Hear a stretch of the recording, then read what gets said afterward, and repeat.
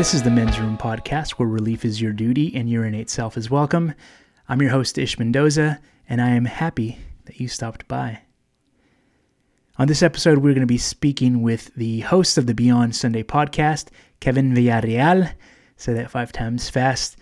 And we're going to be talking about a lot of cool stuff, including the Red Pill movement and our ideas of success, fatherhood and faith, and all the good stuff. And excited about that conversation. And if you haven't already done so, please feel free to like, subscribe, share, comment, contribute to any way that we distribute this podcast. It really, really helps the algorithm. And I really am passionate about this, and I'd love to spread it to a wide audience. So thank you so much for tuning in and sharing this as well. One quick note about the episode. You will notice that Kevin's camera is very, very clean, and my camera is not so much, so apologies for the frames that are going to be a little bit skewed, but the audio should be there, and thank you so much. I'm still figuring all this video aspect out, but without further ado, let's get into it. Yeah, we're just here hanging out on a Thursday evening. Cool, man. Kevin Villarreal. Villarreal. Yeah, you gotta get the roll. R, yeah. R. Villarreal. Mm-hmm. Yeah. Was Spanish your first language? No. I speak Spanglish. Like I speak okay for my work and stuff, but it's Spanglish. Like at with my mom's, like I'll say, "Mom, can you make puedo hacer unos eggs?" Something like that. Like it's not good. It's not good Spanish. That's how I learned, and it took me a while to realize that the proper word for camioneta was not actually troque. You know, I don't know what camioneta is. It's a truck. You know, okay. It's like estaban en un camioneta. You know, what is it? What's the word? What's the right word? The camioneta is the right word. Oh, but I used to say, troque. You know, like because it's like a Spanglish. Yeah, that's what I say to this day. Andaban troque. You know, like in a troque. That's what I say to this day. So it's a super Spanglish word, and then you go to we've been to Spain, and they use like legit proper Spanish over there. They even say so. I'll give you a quiz here. How do you say a blanket in Spanish? Una cobija. Cobija. That's how I know how to say it. They say una manta. What is that? That means blanket? It means like a cover or something. But do they speak, in Spain, are they speaking Latin or are they speaking? They're speaking Castellano. So it's like, it's the equivalent of the old world English versus England It's English. Like the JKV Bible. Yeah, but the Spanish version of that. So very proper. Yeah. That makes sense, I guess. And so, the slang that we use, like a normal, like the way I learned Spanish, it doesn't fly over there. But they're probably more pure though, don't you think? Like in the sense of being because Mexicans here are just a mix of Indians and Spanish people. Right. So I guess they're the more pure. Well, yeah, it's the original Spanish. But I mean, would you say that British English is more pure than American English? Yes, of course. Of course, yeah. I mean, have you heard them talk? It's so cool. I think anytime I hear a British guy talk, I automatically think you're smart. I don't know. They could be, they could not be, but just the way they say it. Yeah. Are you taking bloody hell and stuff like that? I was like, oh man, I just think it's so cool. Yeah, we're watching Ted Lasso. I've seen the series, but we're rewatching it, and so all the accents that you hear, it sounds like everybody's super smart just because of that. I haven't seen that. Oh, I highly recommend it. Yeah, it's a show about a guy who's a Midwestern kind of hickey guy in U.S. and he goes and coaches a soccer team out in England. So it's a cultural clash. It's a show. It's a show. Yeah, it's on Apple TV. It's really won a lot of awards and stuff. It's super funny, but it's also it actually talks a lot about mental health and stuff too. So. Like Radio. Yeah, it's. You remember the show Radio? Yeah, I remember that. It's a movie, right? Movie Radio. Yeah. But this one's more about Radio had a disability. Mental. Yeah, mental disability. This one's actually about panic attacks and stress and anxiety, depression and stuff like that. So the stuff that is the modern day problems. Modern day problems. First world problems. Exactly.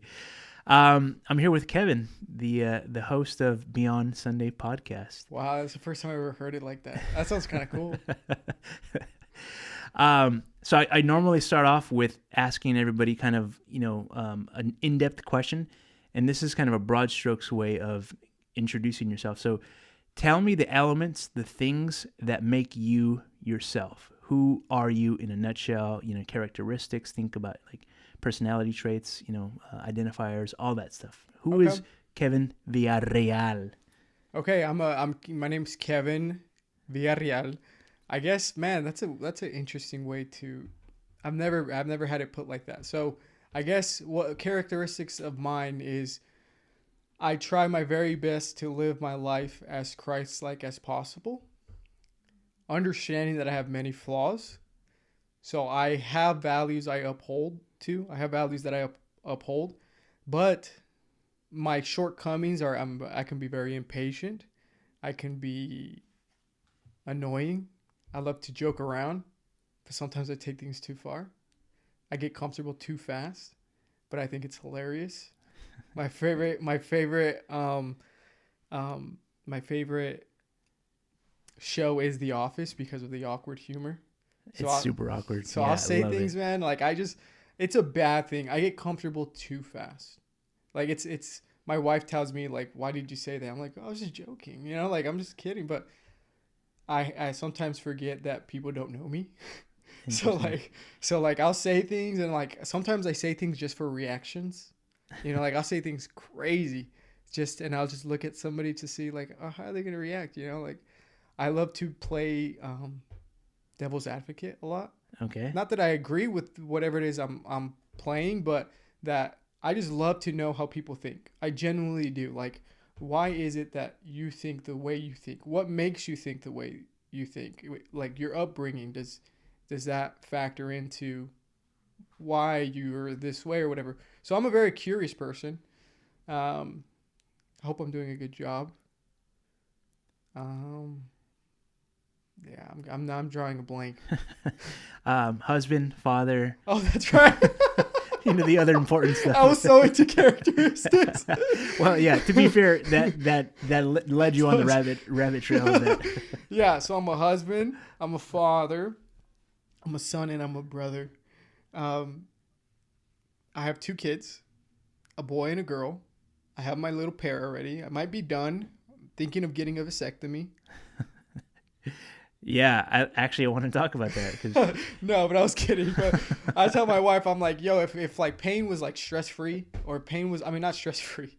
If pain was pain free, oh my goodness. If the vasectomy. If giving birth Okay. was pain free, I would want to have like 10 kids. I'd want to have so many kids. But because of the limits of the human body, me and my wife are probably only going to have 1 more. And then we're done. Did you, so I think our kids are relatively close in age. How old are your kids? I have a 3-year-old and a 1-year-old. Okay. Yeah. We're just a few years off. So I have a 5-year-old and next week he'll be 2. So 5 and 2. 5 and 2. Yeah.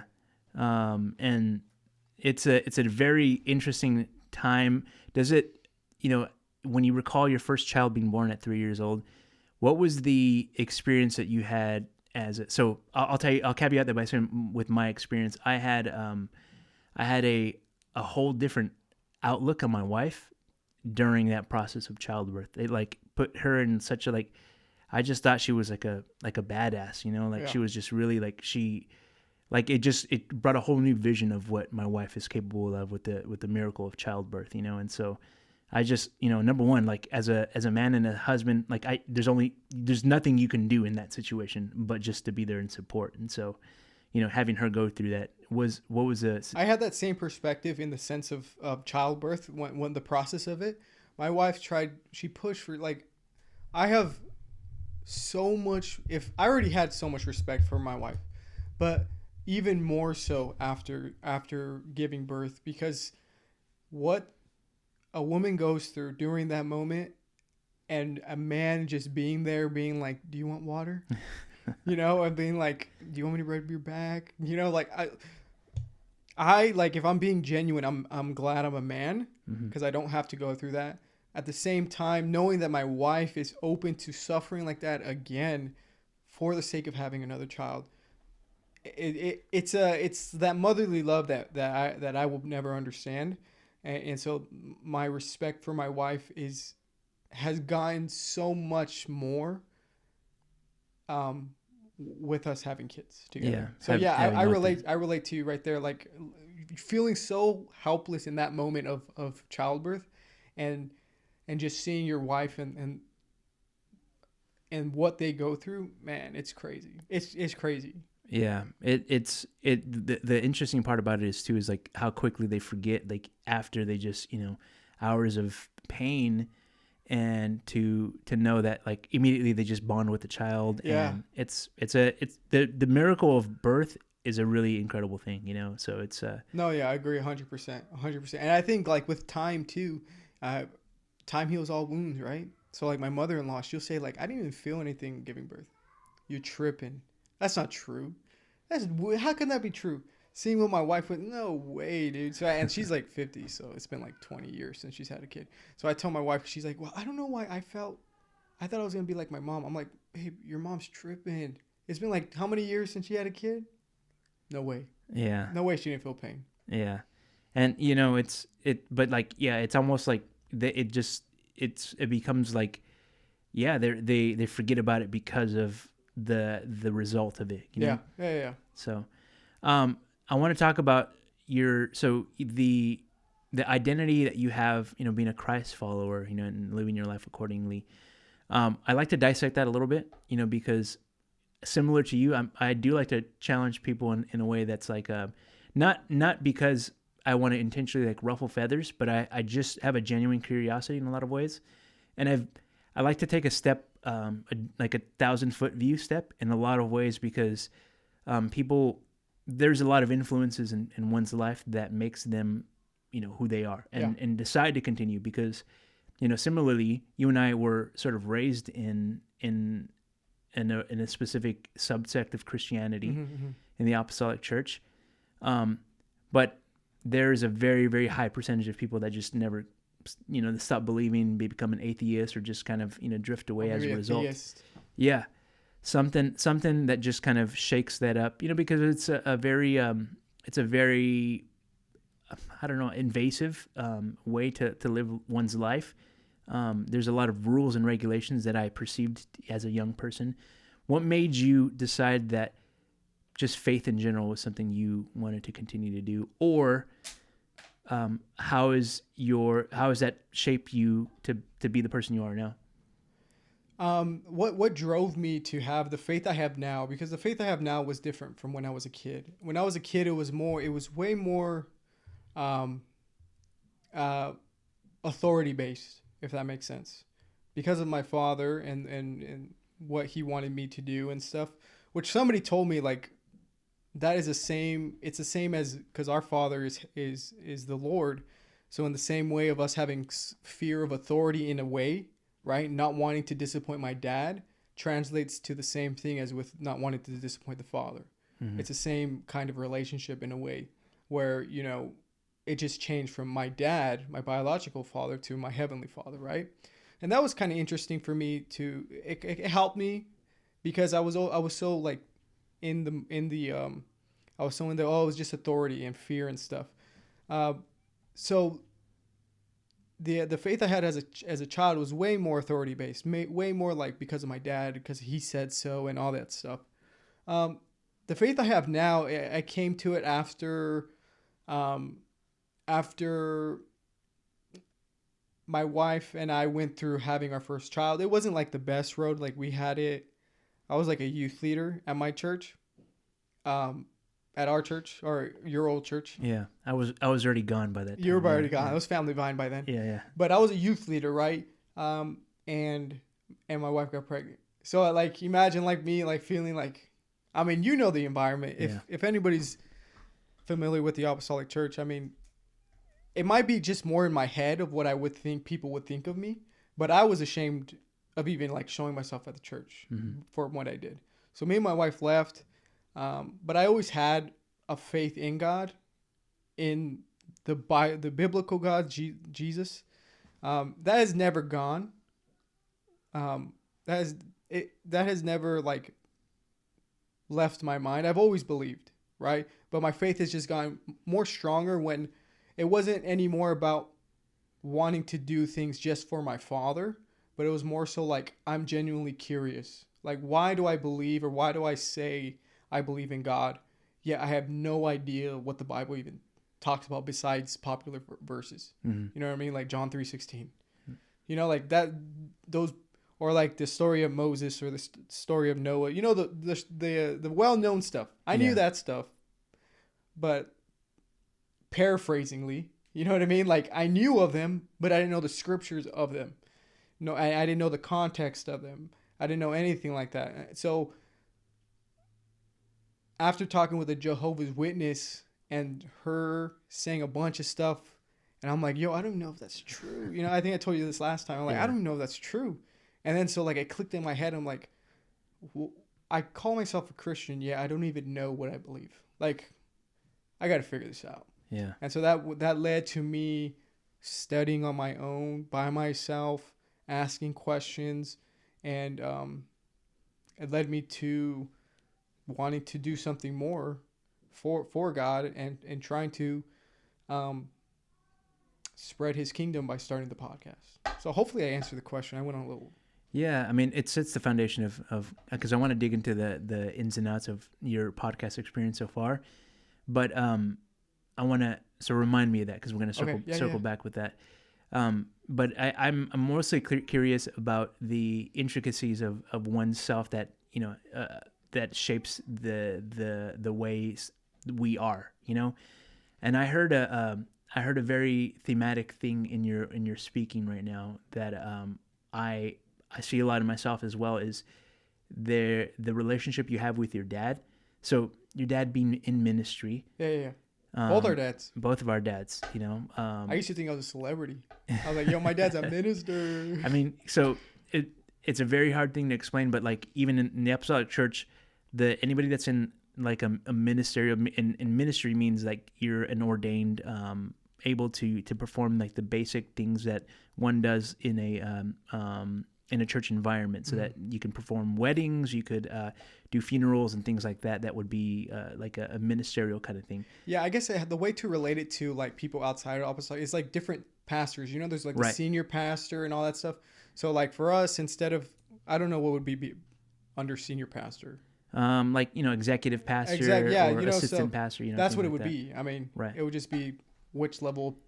Pastorship do you have? I guess they fall under a supporting pastor for the senior pastor that oversees the entirety of the church. Yes. So those are the ministers, but it's a weird thing because historically those guys they were literally on a pedestal, meaning that they could sit on the platform while the congregants were sitting out in front of everybody else. So yeah, there's a sense of like almost a sense of prestige.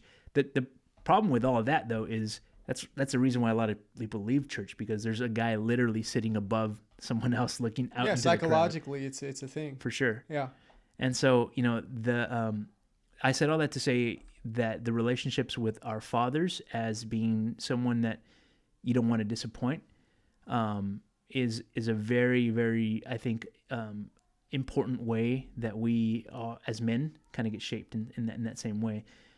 I'm curious about that. Growing up for you, you also have brothers, and so like the dynamics of like being men and wanting to like live like these godly men, or however that was, the pressures of living up to your dad's standards, or whatever that was.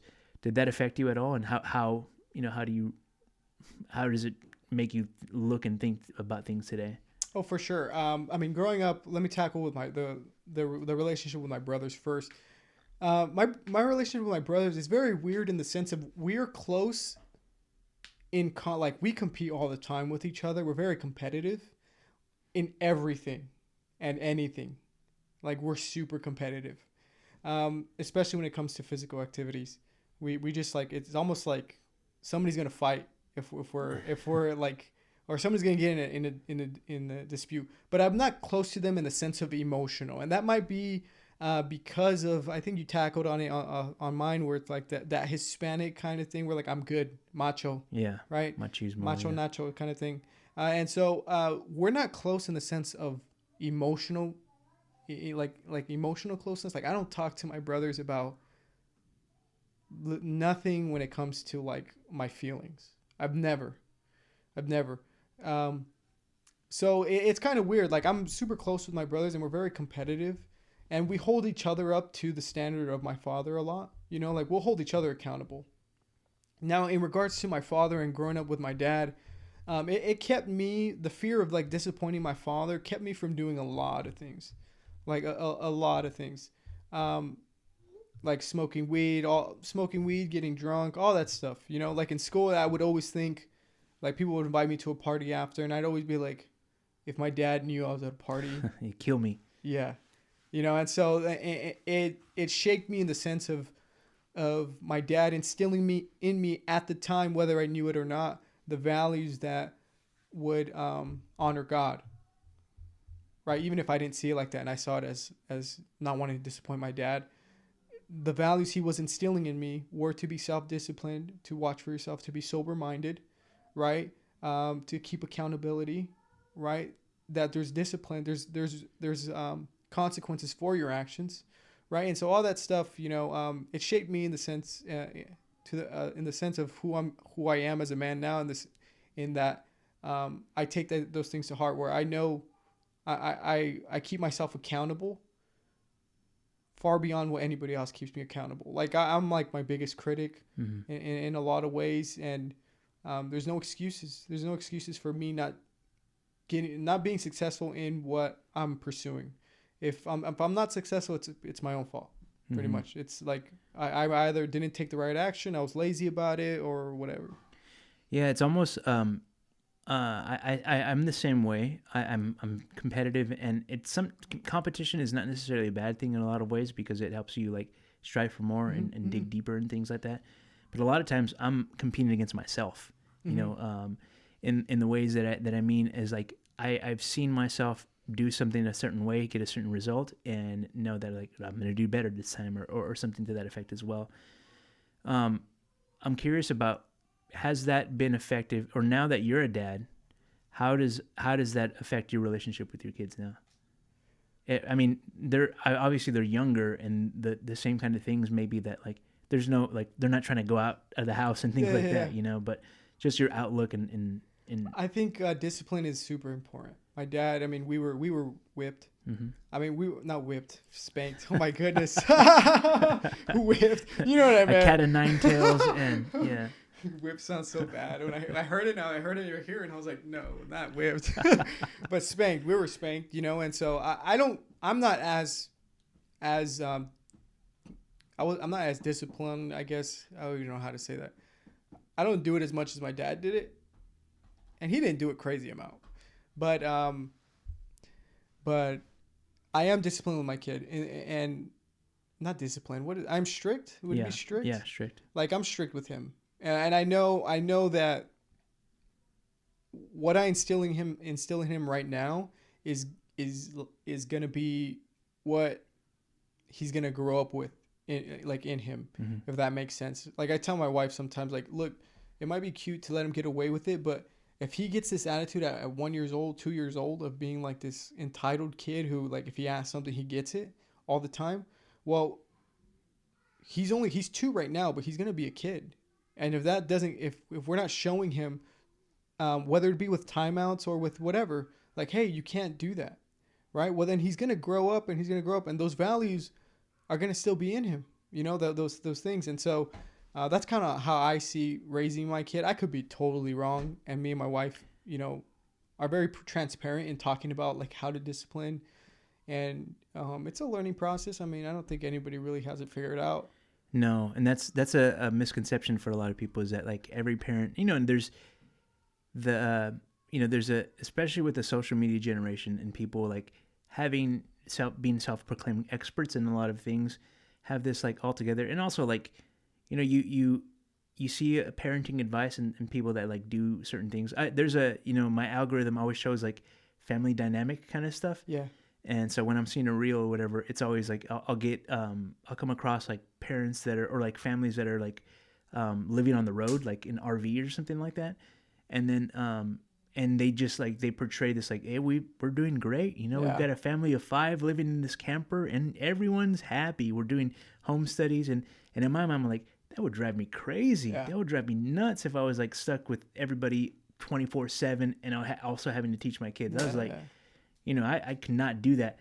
But the misconception of the way they portray themselves to be on social media is what they're trying to do, and so that's the biggest challenge. It's a misconception that people have it all together and parents Oh, are yeah. the best, because nobody has it all together is the reality. It's like that quote. I don't know if you've heard it. Don't believe the facade. Perfection is a mirage. You ever heard that? No, I haven't heard that. It's You pretty know good, huh? who said that? That's pretty good. I came up with it. Really? Well, me and my brother did, and we tried to create. It's kind of relative to close to what you're doing. It's called a distraught mind. I don't know Okay. if you ever heard of it when we were doing it, but that's what we started with. And it was all about mental health. Okay.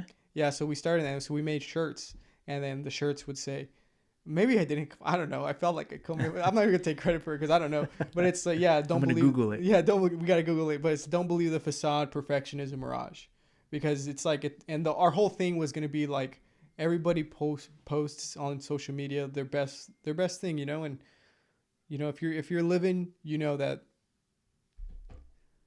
that life isn't always happy and like good times. So that was kind of like what we were trying to do. Yeah, and that's the problem with like the social media generation is that no matter what it is you're into, I do know one, and this is a more popular one. The comparison is a thief of joy, and so that's a popular saying, and it's 100% correct in that like the more you compare yourself to others, it's they're putting their highlight reel up, Yeah. and they're only showing you what the good stuff is. If you're more transparent about the reality is number one, like nobody's going to send post a bad picture of themselves, or they're not going to show the realities of that, that it's a strange feeling that people try to almost like belittle others by just like putting this fake version of themselves, Well, wouldn't you relate that to at least I think we talked about it a little bit with our experience in the church of having that facade of we're the perfect Christian, everything's put together. Not wanting to talk about how I think it's in Ephesians talks about it might be Ephesians. Confess your sins to one another. I mean, that wasn't my experience in the church. I'm not hating on my church, right? I love pastor. I love everybody I grew up with, but I believe that was one characteristic of how we grew up was the facade of, hey, we're good. Or even at my parents, right? It was always like, you got to make sure you're looking like you got everything good. I don't know if you relate to that, but yeah, that I don't know if that's just a human characteristic that we struggle with that. You know what I mean? Where it's always like we're wanting to impress, we're wanting to do all this stuff. And it's for the sake of, I 100% agree with you. It's the idea of like, your house is always thrashed, but you sweep all the dirt under your rug when somebody else is coming over because you don't want them to have the perception that things are dirty, yeah, and things are messy. But the reality of it is that, that's what I found with Christianity. In that, I went through a journey of like self-discovery, and I'm still on a constant journey, in figuring my own walk with Christ and my own relationship with Him in such a way that like, a lot of things influence like the church that I'm going to, how I'm, who my community is, and all these things, and it kind of shapes me to be, sometimes I consider myself streaky, I've got like streaks where I'm like, on fire and like telling the world about that. And there's other times where I'm just like, I'm going to keep Christ in the back pocket right now. I'm not going to portray that because almost of my shame and stuff, but it comes from like years, I think, of like being constructed in that way of like, yeah, I don't have it all together. Like, there's a lot of flaws about me. I drink, I cuss, there's a lot of stuff that I do that, that's always kind of put me in a position where I'm like, well, I'm no good, but I don't know, like I attribute it back to like what, Paul's outlook of things is. He always, Paul was like, wrote these great books of the Bible, and was like almost like the second iteration of Jesus's ministry. He continued the legacy of Christ on earth, and he called himself like the chief of sinners, because literally like he was a guy that was killing Christians, Mm-hmm. And so I just figure, like, if Paul has such a legacy in such a way, I don't know, like I challenge myself in the same way, I'm like, what am I doing? And then obviously, like, I always want to strive to do better, but what happens, my world's not crushed when I don't meet the expectations of what I came to think of this perfection. Yeah, man. And that's why I think it's so important to know. I think it's so important to know that that's the point of Jesus coming, right? That's literally the point, is that we're all messed up. We're all jacked up, right? As whoever you have in your head, as the perfect Christian, if you were to even dare think of something like that, just know that they fall short. Everybody falls short, and that's the point of Jesus coming. Like, and not a lot of people know that. I feel like people kind of forget that, and like the standards that they have in their head. It's like, we're gonna fall short until we get out of here, pretty much. We're always gonna be falling short, and just holding each other accountable, being loving about it, not doing things out of hatred or having like a bias against somebody, but genuinely loving your brother and sister, even though that can be hard, and trying for all of us to hold each other to try to meet a standard that we will never meet. Yeah. I was listening to watching one of your episodes of the podcast, and you had a breakdown of Christians. Is it wrong to cuss as a Christian? Oh yeah, I saw your comment. Yeah. I saw your comment. I thought it was funny. I think I said, "This shit is awesome" or something like that. Half joking, but also like, being the devil's advocate. No, I get it. I thought it was hilarious. But this was prior to me asking you on the podcast, so I was like, I don't know that. I was gonna say, like, I was gonna think of something witty to say back, but I was like, I don't know. Like, I haven't talked to her. I haven't talked to you, so I was like, you didn't know if I was joking or not. So that's why I was like, I should reach out, because I was like, this guy started a podcast, and then when you went through, I was like, oh man, if I could, I'll have him on. But what was your point about going there again? So I was just, attributing it back to like the characteristics of a Christian, like, because so there's a lot that I would say that I do that's, not a good thing to advertise and things like that. But, at the same time, I have jokingly do it because I cuss every once in a while, not like with the intention to be like, I'm going to do it to ruffle feathers or like to make people like, oh, I would never, have the shock value. But sometimes, I just casually like slip up or it's also kind of like, influenced by, who I speak to and what I listen to and consume. I get that. But I don't know. I just like, I think that's one characteristic, or there are little things about we as Christians that I'm not, it's hard to say. I'm not saying, hey, it's okay to do all these things, forget what they told you. Nobody's perfect. So go out and live your life. There's an idea of grace, grace covers everything, a multitude of sins. But, we still want to do better. We want to challenge ourselves to be more like Christ, And so, it's one of those things in where I play devil's advocate in a lot of ways. No, yeah, but I mean, it slips up. I mean, everybody slips up. I mean, and I guess it just depends on the environment you are in a church, right? Like, because you mentioned drinking. I think already this is your second time, but I mean, not everybody thinks drinking is a sin. I mean, right. Getting drunk, being drunk, that's kind of where I fall. Yeah, where it's like, I feel like there's a case to be made that Jesus drank wine at the wedding, at that wedding. Like, I think that's... If he didn't drink himself, then he sure encouraged everybody else to. Yeah, exactly. Or like, why would he make the wine? Yeah. Come on. Like, if it's... But I think that's kind of more in our roots, right? Where like, hey, no.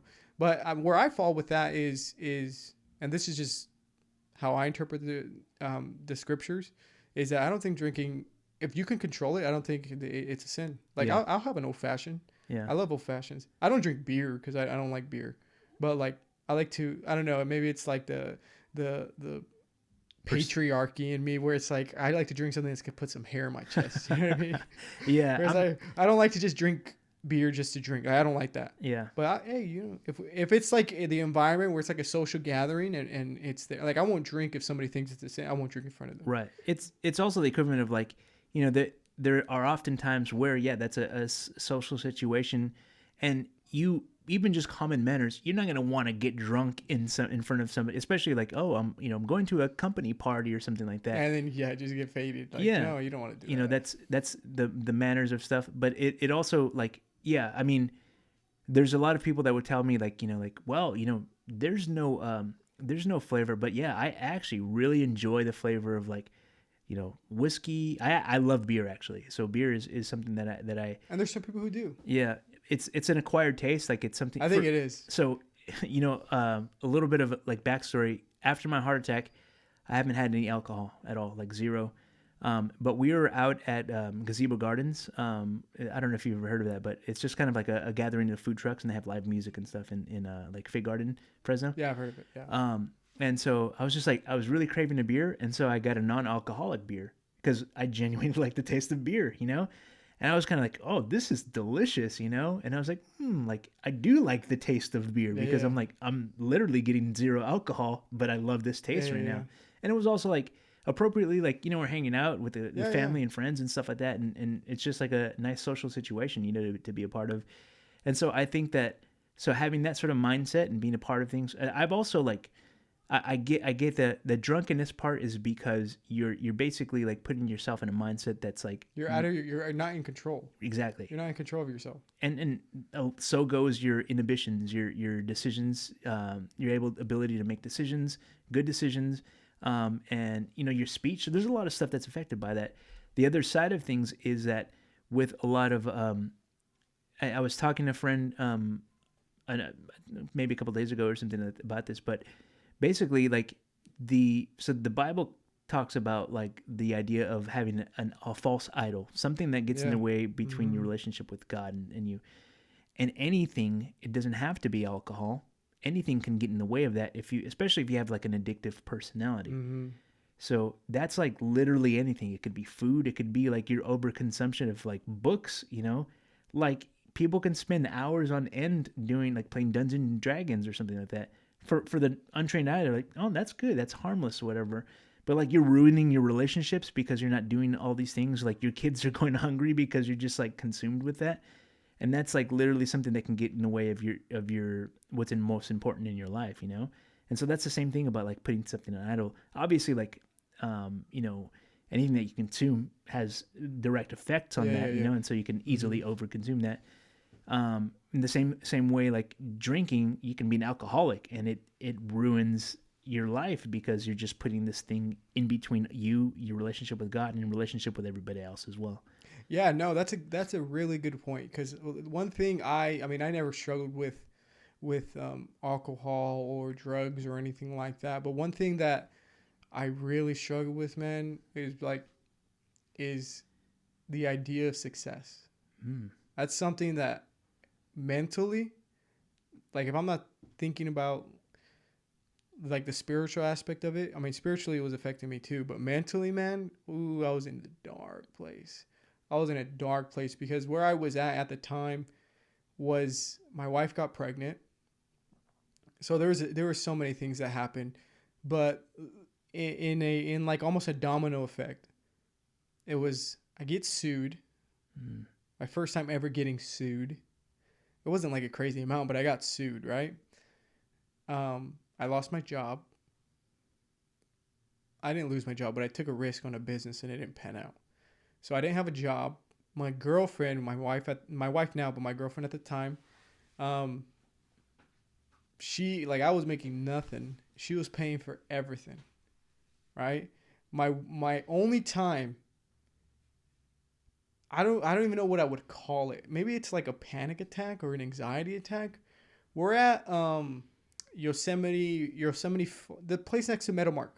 Yosemite Falls. Yosemite Falls. Yeah. Me and my wife wanted to try it, right? And she says something. I forgot what she said, but it triggered me to where I just started crying. Wow. Right there in the restaurant. I was just crying, man. Like tearing up. and like sobbing, not even tearing up like a man, like a single tear. Yeah. But it was like a, Like an you know, ugly like cry. an ugly one. And then my wife's looking at me and she's like, well, what's wrong? I'm like, I don't even know why I'm crying. And I was just like, you know, like bad, dude, where I was like embarrassed, but also I couldn't stop, Yeah. you know, because like and the reason why, right, was my idea of success, right? I was so consumed with being able to say that I'm my own boss, I'm my own thing. I'm a man. If I'm being transparent, that was so rooted in me, dude.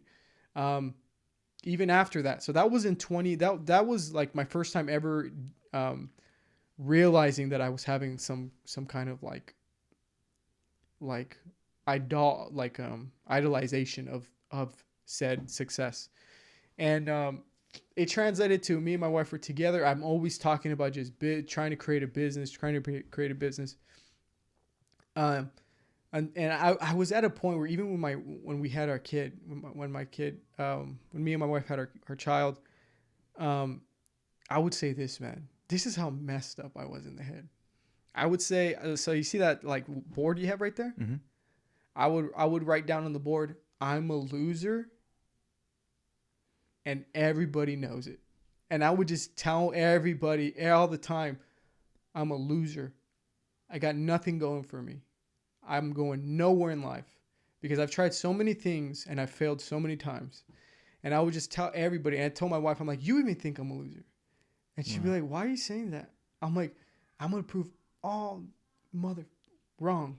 Like, I was so jacked up, man. And this is at the same time, which fed the fire was the red pill movement blowing up, right? And this idea that you're not a man unless you're doing this, that, or the other affected me so much, man. To the point where like I would tell everybody, and especially my wife, that like that's so toxic. Yeah. You know what I mean? Yeah. So I wanna dissect that a little bit if you don't mind. Yeah. So what is your you talk about this idea, but what is your idea of success? What does that mean? Now it's just being a Christ follower. What was it at the time? At the time was making money. Okay. I'm not making money. I don't have my own business. I'm not being able to say I'm somebody or something. Then I'm a loser. That was my mindset. And that's strictly what it was. It was it. And like I was so like, if I don't have my business, if I'm not successful, if I'm not this, that, whatever, I'm a loser. I'm not successful, and I need to make my own business. That was like was literally my only train of thought.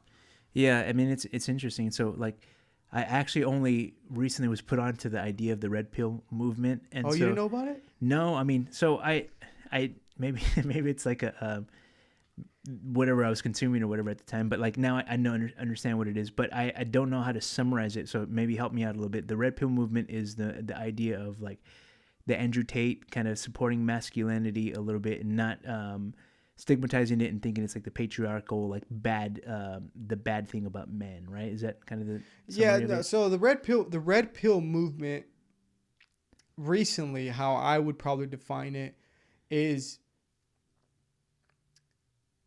almost like the feminist movement, but for men. Okay. You know what I mean? Yeah. And so there's so many aspects of the red pill movement that I disagreed with, because it's all about like, a lot of it is about like, what's it called? How they talk about women. Mm-hmm.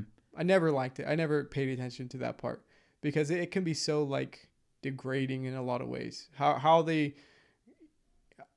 they say how women are first, which they're only talking about their little tiny community. Mm-hmm. Like you talking to people over here, like, yeah, there's always going to be some people who like to go clubbing and sleep around, but not all women are like that. Right. You know what I mean? Like you're only talking about the people who are, if they're in Miami, usually most of these guys are in Miami.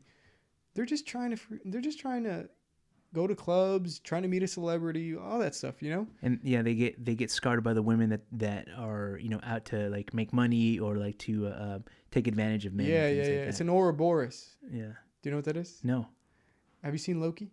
No. Oh, okay. It's just like it's like a snake eating its own tail. Kind of Okay. Yeah. but yeah, man. So that part I never paid attention to. But what I was caught up with is the success part. So Okay. like, oh, you're not a man unless you're successful, or you don't have this going for you, whatever. Where do you think that came from? Like, what put? I mean, was it the things you were consuming, or like maybe a childhood ideology of what you see? Did you see someone maybe that had a business that was successful that put you on? No, man. That's the weird part is I didn't grow up with anybody who was hyper focused in success. My dad was pretty successful in his own right for only having a 5th or 6th grade degree. I mean, education. Like he only went to 5th and 6th grade, but he had a business that was profitable and it was doing well. At one point, he was making quite a bit. But I never had anybody in my life who was like that, which is kind of weird. Now you got me thinking, where did that come from? Yeah. I met a guy. So this is the crazy part, man. Is like I never ever thought about creating my own business. It was not even a thought in my head, like 17 or 18. I met this guy at Star. I was gonna be a cop. I'm like, I'm gonna be a cop, but that's it. I didn't think like I'm not gonna try in high school because I'm gonna be a cop. CHP, I'm done. I don't need an education. I don't need nothing. I'm gonna be a cop. I'm gonna be a hot cop too. You know what I mean? Like a 6-pack kind of cop. And so that was like my mindset, like at 17 or 18.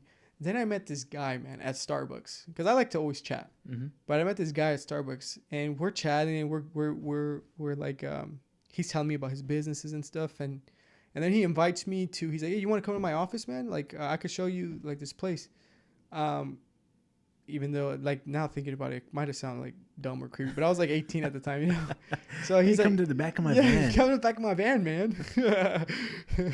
But so he invited me to his office. He was a regular at Starbucks, and so he invited me to like this place that you rent, where like a bunch of people who go. I forget what it's. It's somewhere in downtown Fresno, but it's like at one of the top buildings. Okay. Right. And then you go up there, bro, and you feel like you're in New York. You're getting like even though it's not a New York view, but you're getting the Fresno view, right? Yeah. Like you're like at the top. You're like at the top story.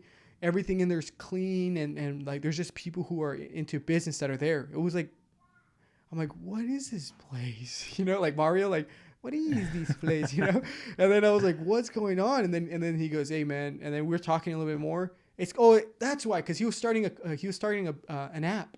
Okay. And that's why I was talking with him, and he wanted me to be one of his salesmen. I was like, okay, whatever. And then he starts talking to me about it, and then he does marketing. And he tells me, he's like, you know how much I made in a month? I was like, what's up? He's like, 20K. He's like, I made 20K in a month once. I was like, 20K in a month. And immediately, yeah. I was like, what? I'm like, I've never even thought of it, bro. Like, it never came to my mind to even think about that. And so he told me that. I was like, 20K in a month? Like, how do you do that? Like what? And he's like, marketing, dude. He's like, I'll teach you. And he starts showing me like slowly like different ways to market. He started telling me to do like Google AdWords. I don't know if you ever heard of that. Yeah. He told me, he's like, it's a free thing. And he started teaching me all this stuff. I was like, whoa. I don't know if that's what did it for me, where I was like, I want to make money. Like, I don't know if that's what it was. I mean, I was trying to. Was he? Did you? I mean, have you followed along with him? Was he truly a successful person, or did he have like? Because there's a lot of people who say. Yeah, I mean, you could have 20. You could do 20 grand in a month, but he's like, yeah, that's all I made in a year. Yeah, I also haven't been paid in 4 months. Like. So like, I mean, I haven't. I stopped getting in contact with him. What happened was he was creating this app, and he was doing a bunch of. He was getting a bunch of. To make a long story short, he was talking to a bunch of people to do beta testing with it. Okay. He got like 6 different places, 6 different restaurants. It was like this mobile thing where people are just going to rent his thing or something like that. I think I know. I mean, so I was tied into, are you familiar with the Bitwise building? Yeah, a little bit. So I worked in the Bitwise building for another tech company, but Bitwise is like a hub for technology or was a hub for technology before they went under in Fresno. And there was a lot of those people that were like kind of developing and like, also like networking as well. It might have been. I don't know where because he was just a salesman. Mm-hmm. So he like this guy, him and his buddy or his partner thought of this idea, got a bunch of companies to do a beta testing with it. What happened, this is what he told me. And then after that, like, I kind of stopped talking with him. I think I might know who. We'll take this off the air so you can confirm. But anyway, so do what you remember happened? his name still? Yeah, you don't have to say it. But I have his number still. Okay. I just haven't messaged him. But what happened was his buddy stole it. That's what he said. That's what he said, that his buddy ran, because he was a salesman. The guy was the coder. Okay. And he said that coder got a better deal with somebody else and ran with the code, and so he didn't have a product no more. And he was like, and I was like, he's like, yeah, I'm gonna sue him or whatever. And ever since then, he went off, and I didn't really keep in contact with him. We'll talk about it more after. Though. Yeah. But what your point of that was like he kind of maybe planted the seed, bro. Yeah. He planted the seed of I if I'm trying to trace back where I got this idea of success, I don't know if that's what it was. I really don't. I'm trying to put it together. I mean, there's kind of a movement also right now with like a lot of people that are content creators and use it as, they ultimately, Mr. What's his name? The YouTuber, Mr. Beast. Yeah. He kind of put people on the idea that everybody can be billionaires because of the content they create and things like that. And so, I mean, obviously people have monetized YouTube and other ways to do that. And it's a great tool to do so, but not everyone's cut out to do it, and not everyone can do it, And in the same way, like I had aspirations. So I was like, I want to do a podcast. I want to do it well. I want to invest all this money into like equipment and doing everything up front. And it'd be great if I can make, a few shekels, as it were, back. Yeah. But honestly, like, I'm just doing it for myself. I'm doing this because this is like it's very enjoyable for me. It's very therapeutic. It's very like, it also gives me a chance to like, hang out. You and I, like, it's been years since we even talked, and that's why I love it too. The conversations. And it's it gives me the chance to do so. And if I just keep on doing it, like for that, and I find the value there, I mean, at this point, like, if I make money, cool. But like, I'm still gonna keep doing it because I enjoy it. I enjoy to do that stuff, and I get where you're coming from. So on the similar side of things, I had a struggle. I still struggle with it, in such a way, because there's a lot of I attribute a lot of success to money and finances and things like that. And so because, for me, I grew up very, very poor, like really poor, before my dad and mom, they had us when they were super young. And so they're just like, young 20s trying to figure it out with 4 kids and, have to live on responsibilities and stuff. But like, growing up with not all of that, I just always never felt like the sense of security. And so for me, it's hard because like, same way, like I didn't want to go to college. I went to college, but I never wanted to. I wanted just to like start working and making money. And so because of that, I just had this idea of like, I'm just not secure. I'm not feeling secure. And the same way, like even so now, like I just feel like at any point it's just all gonna go up in flames. And who knows, like I could lose my job tomorrow, and maybe it's probably I should have bigger faith in knowing that God's got me.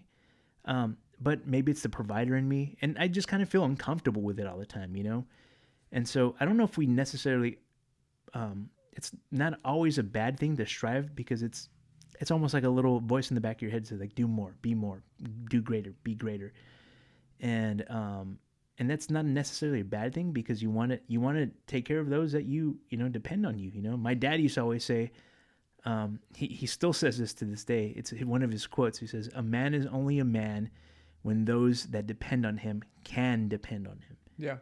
And that's always what I think. It's like, even if all this went up in flames and, I lost everything, that's not going to prevent me from wanting to do more and be more, And so, that's the other side of that. Maybe that's the Christ in me that's like saying like, hey, continue to strive, continue to do more. And, and that's why like it's a full circle of the conversation I'm saying, is that like, though we have our shortcomings and our flaws as these human beings, that should never prevent us from wanting to be more and do more, So yeah, it's just a really, and especially as a man, manhood to me is beyond that sort of red pill mentality. It's not because I'm not in the club trying to meet people and like, take advantage. I'm not on Tinder trying to like, get swindled or whatever. So I think these guys, and they have kind of a chip on their shoulder. I feel like a lot of them like have been scarred by girls or whatever.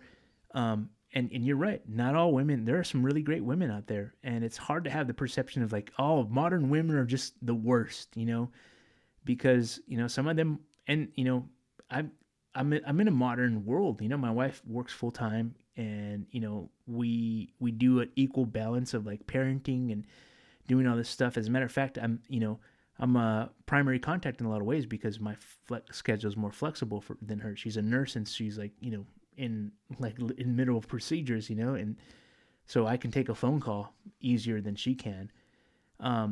But that doesn't make my relationship with my wife this like, like I'm not a beta, I'm not this man that's like, like, oh, she's the breadwinner, and but even if that was the case and I lost everything and I went up from flames and she had to be the provider, she's not the type of woman that will hang that over my head. And I'm sure you probably had the similar experience with your wife at some point when she was paying for everything. How is that like for you, or how is that shaped the way you think now of maybe your wife and yourself? Yeah, her being there for me when I was very down, only instilled in me more. This was before we were married, that this girl is, she's a keeper. She's a keeper, man. I mean, like, there's always this thing. Anytime I talk to a girl, my test always would be we're going to McDonald's for like first 4 or 5 dates. Like, I'm not trying to dine anybody. Like, I don't even got money to do that. You know what I mean? So we're going to Mickey D's, and if you're cool with that, and then you're like you're still there, we'll upgrade it like In-N-Out. After In-N-Out, all right, well then what's better than In-N-Out? I don't know. Applebee's. Applebee's, Chili's, or whatever. So that was always my thing. So I always made sure that I didn't want somebody to. I think it's super cringe when I see people getting like a new car and all this stuff just to flex to the potential of getting a woman. It's like, well, you're getting a woman off for the wrong reasons. First of all, that's terrible. It's a dumb thing to do. So like, her doing that for me at the time just instilled in me more like, man, we got to get married, And so then I got her pregnant, and then it's a done deal. No, just kidding. He sealed the deal.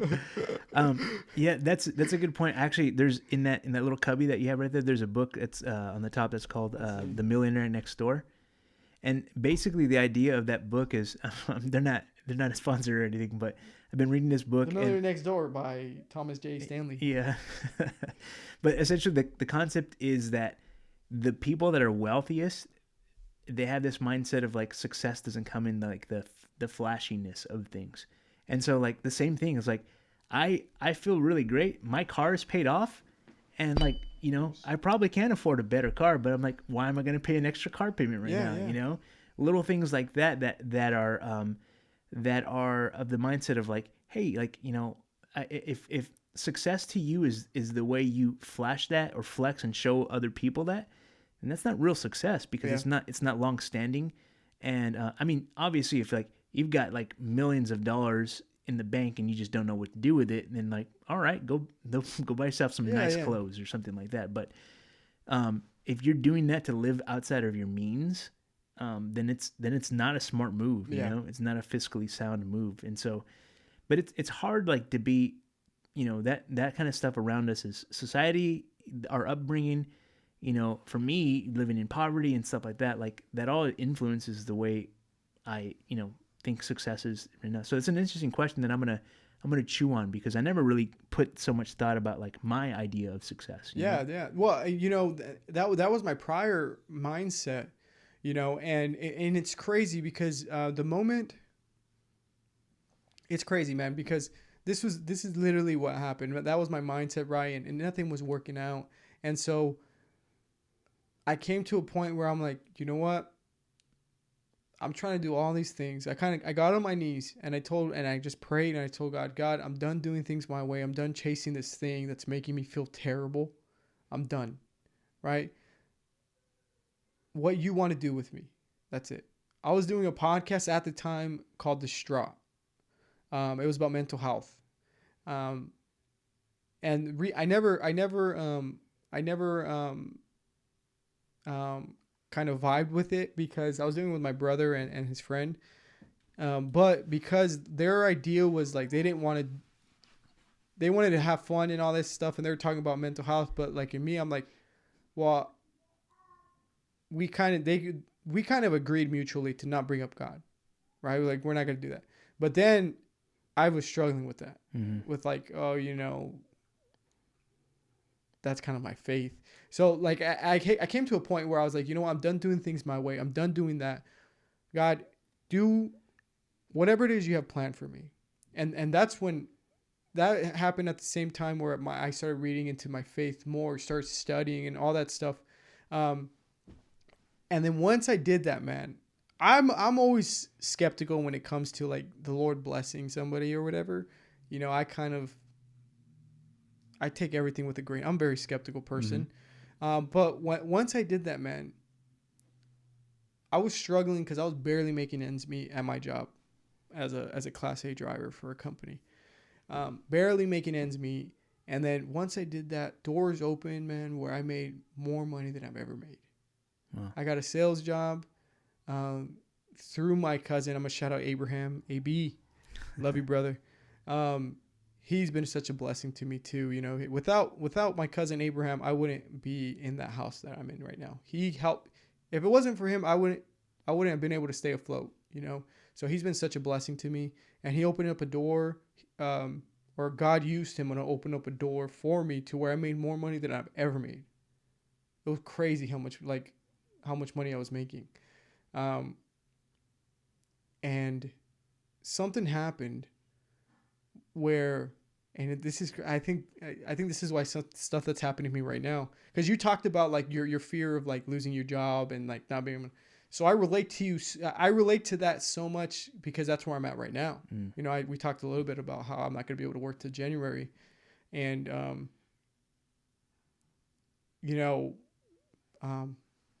anyways, to go back, I was making a lot of money, but something that I didn't even know at the time that I was struggling with was letting go of some of that money. You know what I mean? You get a taste of money. You don't want to let the money go. Yeah. Green is my favorite color. You know what I mean? That's the color of the three shades in the wall. You know what I mean? Like I love the color green, man. My wife's eyes are green and money's green, but I wasn't being as generous as I thought I would be, and I was getting a lot more money, man. And I wasn't giving to people. I wasn't giving to churches. I was just save. And part of it was because I was like, I don't know how long this is going to last. I was kind of like, I don't know, but then something happened to where I feel like this is how I feel is that God humbled me to be like, as fast as I gave it to you, as fast as it's gone. That's as fast as it'll go. Cause man, I made more money than I've ever made in a short period of time. And in that same period of time, it's gone. And so it like in my head, it clicked, man, where I was like, as fast as he blessed me, that's as fast as he can take it away too. And it humbled me, man, to be like, look, this money that I'm getting is not mine. If I believe in the faith that I believe in, I should be more generous with it. I should be more giving. I shouldn't have this mindset of being fearful. So I can tell you, like right now, man, like I'm in such a bad spot financially, but I've never felt more secure. I've never felt more okay. Like I do not have to worry. As long as I'm staying faithful with what I have, like Paul says in Philippians, I'm content with little and I'm content with a lot. And so this process that I've gone through has shown me to be content no matter what situation. And so like right now, like I tell my wife all the time, like when I got the call that I can't work no more. And like at the moment I was like, man, that sucks. But just roll with the punches, baby. Like I'm not going to stress about it. As long as I do what I can in the moment that I'm at, there's nothing else I can do. You know what I mean? Yeah. And so I just want to bring that because you brought up that a little bit about. Yeah, I that's inspiring because I think that a lot of people don't take advantage of having that. That's a faith thing, that's having security and knowing that God's got you, And for me, like, admittedly, I probably could use a little of that, more of that, Yeah. you know, because, you know, I'm very thankful for the things we have, but I'm thankful more for the relationship that I have with Christ and who I am as a result of that as man. well. So my Cash App is Kevin _ Hadi. There you go. Get your boy up right there. No, but you know what? Having conversations like with you, like with what you've gone through, man, it gives you perspective too on like the things that are important. And being surrounded by people, right? And meeting new people and getting perspective is so important, man. Being in your little isolated bubble and only talking to the people you know, there's never change. Mm-hmm. You get no new perspective on anything. Everything's the same thing, constantly. So that's why I love the podcast. I meet people, I get to know more about their life, and it helps me be grateful. Really, you know, hearing testimonies. Like there's one thing I do, man. It's crazy, and you might think I'm crazy. I shouldn't even have to say. It's like a Gary Vee thing. Do you know what Gary Vee is? I know Gary Vee. Yeah. Okay, so this is one thing I did before I even knew about the guy. You hit up yard sales? Did you? Oh, yeah, yard sales. He kind of. I don't know how realistic some of his stuff is, but one thing I would do, man, it's weird. Like if I'm feeling kind of down, this is gonna sound kind of wild, but when I'm feeling kind of down, what I do is I listen to. I don't know if I should say it. It's kind of wild. Feel free, yeah. Just cut it if it's too much. I listen to like recordings and videos of 9/11. And like those moments of people calling on the phone, on the plane, and hearing them like saying bye to their loved ones, you know, and like there's one, man, that hits me, dude, that makes me almost cry is this lady's calling. And then while she's crawling, you can hear the buildings crumbling around her, and she's screaming. Wow. And that's just a Gary Vee thing. I don't know if you've heard his thing where he's like, imagine, he's like, you want to give gratitude? He's like, you want gratitude? Okay, who's the person you love the most? Who's the person? And he'd be like, my mom. Okay, imagine I just shot her in the face right here. Like intense. Yeah, and everyone's just like, yo, you know, that's kind of like intense. So it's kind of like playing on that. Yeah, I know I've never heard him say that, but there's a concept. Wild. I think they refer to it as sad porn.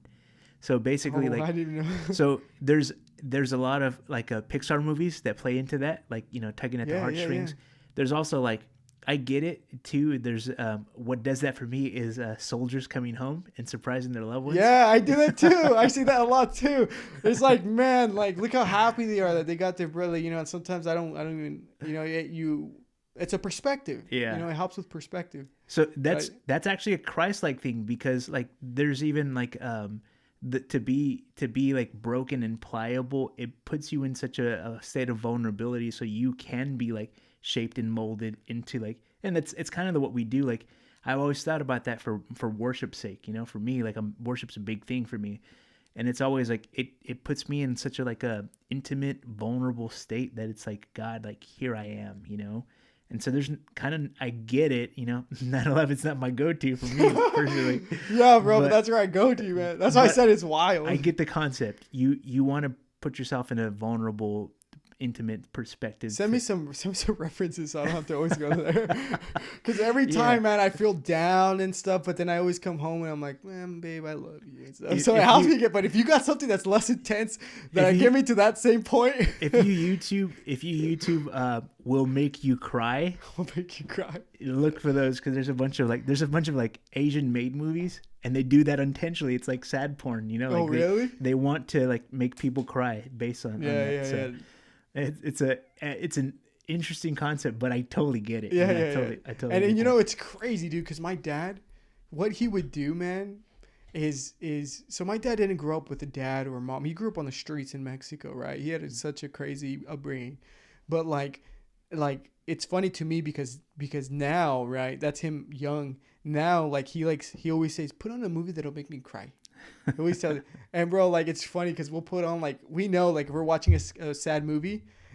Everybody in the family knows, bro, to turn to my dad and you see him just crying. But it's like I relate to it now, which is wild. I used to make fun of it, like, oh man, but now I relate to it where it's like, you know, I don't do it in front of people, but like you know, sometimes it feels good to just kind of like shed a tear, you know, like you're pulling back some of the layers of the onion that it's hard. It's like, as men, we have a tough exterior and all these things. It's almost like, all right, I gotta take that armor off right now, you know, like get me vulnerable, because, you know, I can't, if you put it, so that analogy, if you're a knight and you're standing protecting and impenetrable, you don't have the intimate touch of a hug. So you need to take off the armor in order to feel. Yeah. And that's kind of what we do, you know, especially as men, like this concept of us being like the tough and exterior, you know, hardened person. So I get it, you know, it's not a totally like foreign thing. You felt like embarrassed or like whatever, apprehensive to say it, but I'm like, no, I understand what you're saying exactly. I was apprehensive to say the 9/11 part. Oh, yeah. You know what I mean? Because I was like, I don't know how. That's weird, Kevin. Yeah, that's kind of odd, to be honest, bro. Like, I don't tell people that. This is you're the second person. I didn't even tell my wife that I did that. So I guess the audience, but yeah, man, there you have it, folks. It's intense. It's intense. With that being said, never mind. I made a mental note. I wanted to go back to a point that you said when you first started up the podcast about mental health with your brother. Right, because I empathize with that a lot. I had this concept, especially with me, and early on, my thing was like, I wanted to be strictly about like manhood and mental health and things that men go through. And I was like, if Christ comes up, then so be it, but I'm not going to overtly like bring up Christ and stuff. And so for me, I was just like, it's a big part of my identity. Even if if somebody asked me like, what are the things that, you know, who are you in a nutshell? It's like, well, one of them is like, I'm a believer of Christ. Like, I'm a follower of Jesus. And so that being something so evident in my life, or something such a huge part of my life, it's going to come up, you know, and I don't want to shy away from that just because I'm like trying to reach more widespread followers or anything like that. It's not overtly like, I don't, you know, this is not a podcast for this is not a Christian podcast per se. But I am a Christian that does a podcast, you know, and so, and also like when I had my heart attack, the perspective of that all changed. 'Cause I'm like, nah, like I'm a believer. And I think there's even like maybe a shift in the way I approach that, even just the way I, you know, people that have come in and I'm asking like, oh, what about your faith? Tell me about what you believe. But I'm like more openly like saying like, we believe, this is how I think as well too. So there's a kind of a shift in that as well. I didn't have such an epiphany moment where I said like, you know, like, no, I'm going to like switch the theme of this and be there, because I'm just like, I'm just going to be the same guy that I am. And if Christ uses that through me, or we speak about it, then more of Jesus, you know, more of that in my life too. So I get it. No, that's cool, man. Because I actually like, I like the vibe you have where it's like, it's not, because mine's very niche based. Mm-hmm. You know what I mean? Yeah. And so sometimes I love to joke around, dude. I love to have fun. I love to like say things that are naughty sometimes, you know what I mean? Like, naughty, that's such a funny word. But I like to say things that are like, I don't know, I like to joke, man. Yeah. I love to have fun. So I feel way more comfortable like talking here, you know? Good. That's the intention. Yeah, and like people tell me like it's just in your head, like you should do it on your podcast. And I should. I'm buying a futon, you know, I'm replicating this, you know, like I want to, you know, because my cousin Abraham tells me too, he's like, I always feel like you're serious. He's like, and you, like, I know you, and you like to play, you're a jokester. And I'm like, yeah, I know, I gotta be more genuine. Like when you made that post about like you joking, like, no, subscribe or something like that, I thought I was like, I wish I just started doing stuff, and I think I'm going to, like, I feel like I'm gonna start, but that's what I like, dude. Like it's more, I feel like it's more personal with you. It's more personal. And like my head was like, I want to be professional. That was the vibe I'm going for. But I don't know, like I feel like I can do both. I can make it look good and be a jokester. Yeah, and I think again, if I attribute it back, like this is just for me. Like I mean, at this point, I'd love for everyone to listen, and you know, and if you're listening right now, please share this and I know. Oh yeah, like subscribe, like, and follow, rate, share, subscribe. And but I'm still just doing it for me, and so I was like, I want it to be enjoyable, you know, and I want to do that too. Like, you know, a big part of dadhood, fatherhood is like looking at things in the lighter side of things, and dad jokes. I was a dad joker before I was a dad. Like. Yeah, me too. So, I love. which by the way, do you have any dad jokes on the top of your head that you? Oh, I got a bunch, man. I wrote an essay in college. The one semester I went where like you're supposed to write everything you learned and then have a theme about it. Okay. So I did that, and then my theme was every page had a joke. Okay, nice. So it's like dumb jokes, bro, but it's like knock knock. Who's there? Gator. Gator who?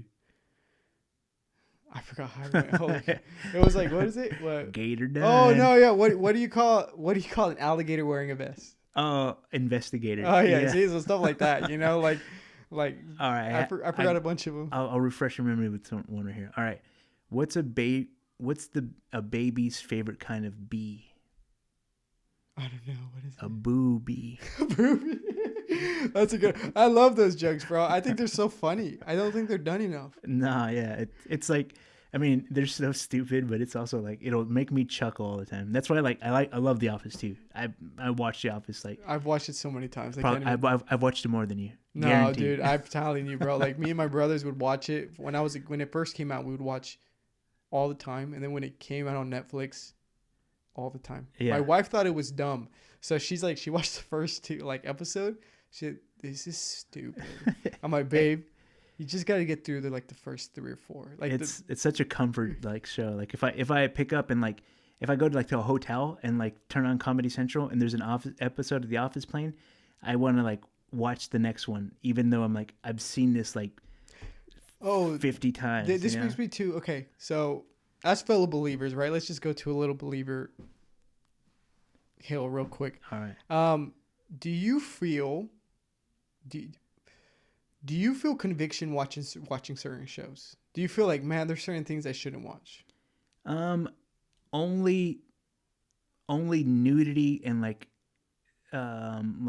overtly satanic stuff. Aside from that, no. Yeah, I'm right there with you, man. Okay, there is a show, you probably heard of it, called Rick and Morty. I know Rick and Morty. I think it's hilarious, but it's also and I've never felt it's weird because I never felt a conviction about oh, I shouldn't watch this until my wife told me, hey, you probably shouldn't be, because my wife, though, if you got to know my wife's background, she grew up very religious homeschooled. So her whole life was always about that. I mean, you could imagine it. Yeah. So I never felt it until she told me that. And then literally, bro, she told me that. And then the episode of the story train. So I don't know the episodes thoroughly. I've only seen clips of stuff. Okay, so there's one dude. It's okay. So imagine they go through all these things, and then he goes, "There's only one thing to get us out of this." Rick tells Morty, and he goes, "What?" And then he goes, "Heavenly Father, art in heaven, hallowed be thy name." And he starts praying. I was like, I got caught so off guard. I'm like, is this blasphemy? Am I watching blasphemy? And then he starts praying, and then Jesus comes and saves them. And I'm like, oh man, this is I don't know. I shouldn't watch this, and it's a joke. They're playing up on the joke. Yeah, it's a joke. It's a joke, but it's the Bible says to not do crude jokes, you know? And so it's and that's something I don't know. I don't. I mean, because I especially when it comes to crude humor, I'll listen to I'll listen to dirty jokes on TV all the time, and bad, cussing is just I listen to it all the time on any show, Yeah, I think Andrew Schultz. Yeah, I know Andrew Schultz, yeah. Theo Von. Yeah. I listen. I think they're Theo Von. hilarious. I think Andrew Schultz special that came out, that thing had me dying on the floor. That thing was so funny. I love comedy in general, and a lot of the comics. That's almost exclusively the podcasts that I listen to, or just Which podcast do you listen to? Theo Von's my podcast. What is that? This past weekend. This past weekend. Yeah, it's my number one. If I see a new upload, I will binge that. Wow, something like that, right? Yeah, yeah. The intro song. Now I just moaning up with. Yeah. I love his theme song. It's good. Yeah, no, I listen to all those guys too, and so he portrays he's this dumb guy, but he's so quick-witted. Smart. Yeah. He's so funny. Some of the things he says are so wild too, man. It's they're just so random. He's he's doing like a comparison thing. He's like, yeah, it's like a grandma licking my ankle or something like that. You know, it's like, what? Yeah, he's just like, gotta get that lung butter, there, boy. Yeah. Good goddamn, that lung butter. He's like, And then there's like he said, I saw in a clip where he's like, yeah, no, I ain't racist, you know, only like privately or something like that. I was just like, what? Like, it's just so random, but like that kind of humor, right? Like, I think it's funny. Like, I even think like Bobby Lee's, yeah, he's kind of extreme sometimes, but I think he's hilarious. He plays up on the fact that he's like grumpy and like, you know. Yeah, he plays on that so much, or like he's like abused. Like he probably was abused, but he plays on that a lot. You know. Did you ever see that clip of him? And I think it was on the Fighter and the Kid podcast. Where he's like, I'm gonna say this, and if you laugh, I'm gonna leave. Yeah, that's he goes. I was like, I saw that one. That was hilarious, dude. Yeah, I watch because when I used to drive, I used to just listen to podcasts. Yeah, I used to listen to podcasts all the time. So my favorite ones, Tiger Belly was one. Yeah. Bad Friends was another one. The Flagrant podcast was another one I would listen to. Joe Rogan, I think that's a must. He's the Godfather. Yeah, so Joe Rogan is a must. I would also listen to what's the other one? Sometimes I listen to the Whiskey podcast with Andrew. Whiskey Ginger. Whiskey Ginger with Santino. Mm-hmm. It depends on the guest. It depends on the guest. Yeah, because I think this is how I feel. Is Andrew Santino is really good if he has the right partner. Yeah, him and Bobby dynamic is just like it's gold. Funny. Yeah, it's hilarious. But anyways, yeah, we went off a little tangent. But yeah, so I feel sometimes, you know, like I feel like. I don't. I should feel conviction, but I don't.